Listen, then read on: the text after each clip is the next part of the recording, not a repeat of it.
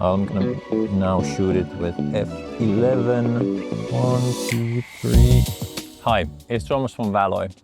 Figured that it's been a while since the last VALOI video, and now it's the time to change that.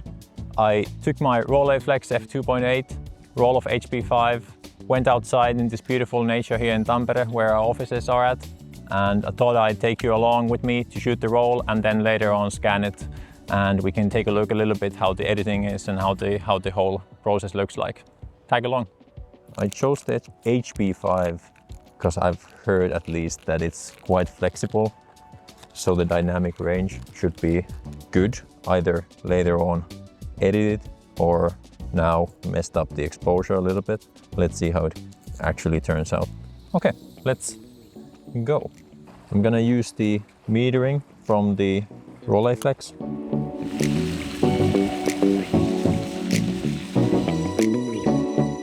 Whole experience with the TLR is such a beautiful thing. Like, I struggle with this, but it's like from out of this world in my opinion. There's seagulls there on those little like poles, so maybe I can go there like close enough.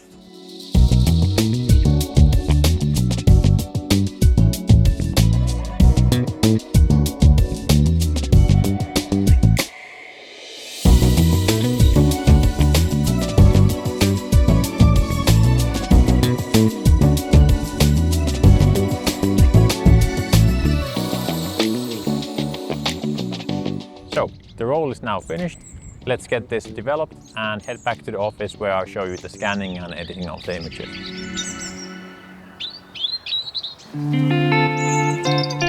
So here we are at the studio, film is developed, and let's scan the roll and go to the computer to see the final images. But first I'm gonna quickly go through the setup here and talk a little bit about dust. So what we have here is easy120. I'm gonna use 6x6 holder just because I have it here. You can go by with the 6x9, the standard holder that it ships with. For the camera, I have my Sony a7 IV, and as a lens, I have Tamron 90mm f2.8 macro lens, which is really nice lens.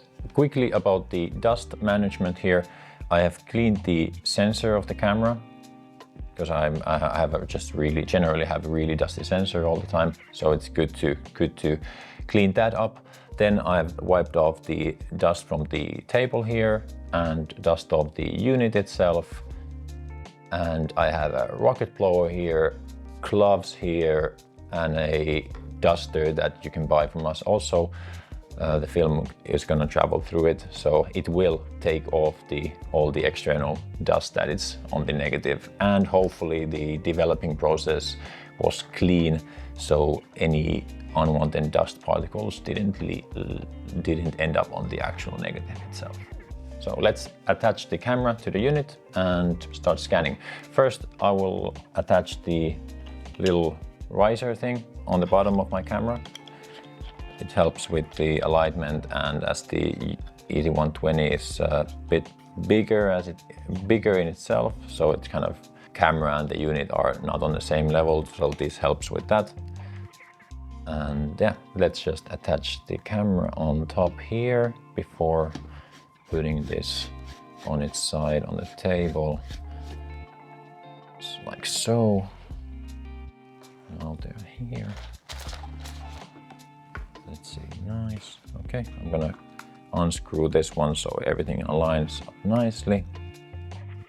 I'm gonna attach the duster here on the side of the unit. And like so. I have here also a rocket blower just in case, but I don't really think I need one now. So let's put the holder in. And gloves on. I guess it's good practice to use gloves. I'm terrible at using these. I usually just forget these, or I'm just generally lazy. Maybe worth mentioning about the camera settings are that I'm using automatic white balance, I'm shooting RAW, I'm using electronic shutter, so it doesn't cause any unwanted shake on the image. And then I'm using aperture priority, so the ISO is set to 100 and aperture is set to f8. Let's start scanning. Let's take the film out from the plastic cover. Great. Let's put the plastic on the thing there. And then quickly look what side. There. Nice. So I'm gonna push the film through the duster and into the holder. Light on. In this CS light that we use inside the unit, there's a couple temperature options. So there's one for slide, and then there's one for color negatives and black and white. So it doesn't really matter due to the fact that we are using RAW, and we can then in the post-processing kind of white balance it correctly. But let's just use now the black and white setting here. Now we have first image there. Let's focus there and take the photo. Nice. You might wonder why I'm not using a timer or anything like that. It is because everything's connected, so every little shake will kind of move a whole unit. Pressing the shutter and taking the photo doesn't really cause any additional shake. This kind of closed system is much nicer like that. When you have the copy stand, you need to be quite careful with the shaking the surface of like shaking the table or not causing any additional shakes on the copy stand or whatnot. Now I can start pulling because the film has reached the end. Hopefully the images turned out nicely. I used the Rolleiflex's own light meter, but it looks that these are, at least the negatives looks quite nice. So yeah, and that was that. So let's take the SD card out and import them into the computer. The images are now in the computer.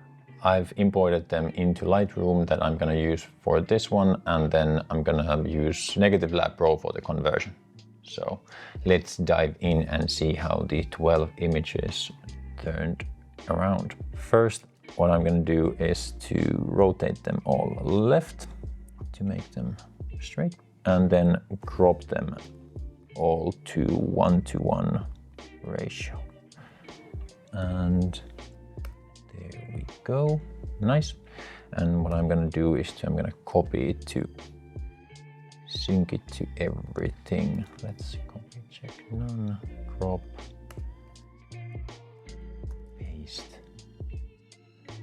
and quickly go. I'm terrible at taking this to account when I'm scanning. So here I am fixing them quickly, and we are reaching the end now. Okay, good. I forgot to white balance them, but that's not a big of a deal. Let's just take the white balance tool here, show it to the border, the white part of the frame, and then I'm gonna quickly crop it back in how it was. Copy the white balance there and sync it across. Here we go, nice, okay, good. Then to the conversion. Negative Lab Pro is a bit tricky with the preview images, so what I'm gonna do is I'm gonna put them as big as I can and start from here. I'm gonna choose everything and kind of highlight the first one, and then turn on the Negative Lab Pro. I don't need any border buffers now, as I've kind of cropped them already how I like them to be. So we'll convert 12 negatives. Here we are, and now we can see that everything actually looks quite nice.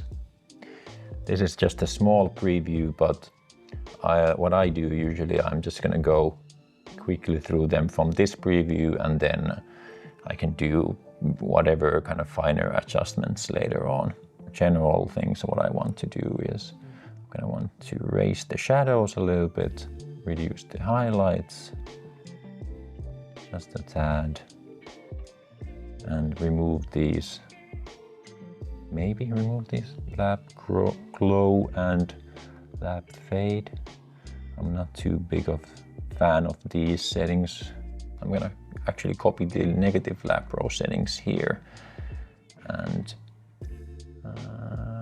sure all, and then paste these here. Good. Okay, let's apply this to all of them and we can take a closer look here. This looks excellent. I wouldn't probably change anything. Yeah, it's nice. Might be my screen, but is there like a little awkward tint? Just to open this again, and as we can see, we can kind of paste these settings that we previously used. We can paste these again here, and then we can do finer adjustments also. Now I'm gonna actually, it's worked really nice, the light meter on the Rolleiflex. Apply. Horizontal is crooked as always with my images, but that's nothing to do with the, sadly, with the camera or anything. I wish I could blame the camera, but no. Actually, with this image, we might be able to see the dust management that we did prior. Let's see how it is. It's not too bad. There's a little bit of dust here and there, but it's quite an easy fix with Lightroom, I'd say. It's not too big of a deal. This is maybe a bit too bright, maybe, to my taste. There's quite nice flexibility with the film stock HP5. Looks really, really good. To my eyes, at least. Okay, apply. Yeah. I think these are excellent. Well, probably not the most, like, the best images after all, but like, hey, for this purpose, like showcasing some of these, this is amazing. Let's zoom in a little bit on the images to see the sharpness and the grain of it. I really like the HP5, even though I shoot it rarely, but I really like the latitude of it and how much you can play around with the files later on. I think the images turned out better than I assumed, so I'm really pleased. What I'm gonna do is I'm gonna put a couple of the images as the raw files and the full resolution scans for you to download in the description below, and you can play around with the files and see it yourself. You don't need to trust us here. So yeah, thank you for watching the video, and hopefully you enjoyed this one, and see you in the next video. Bye.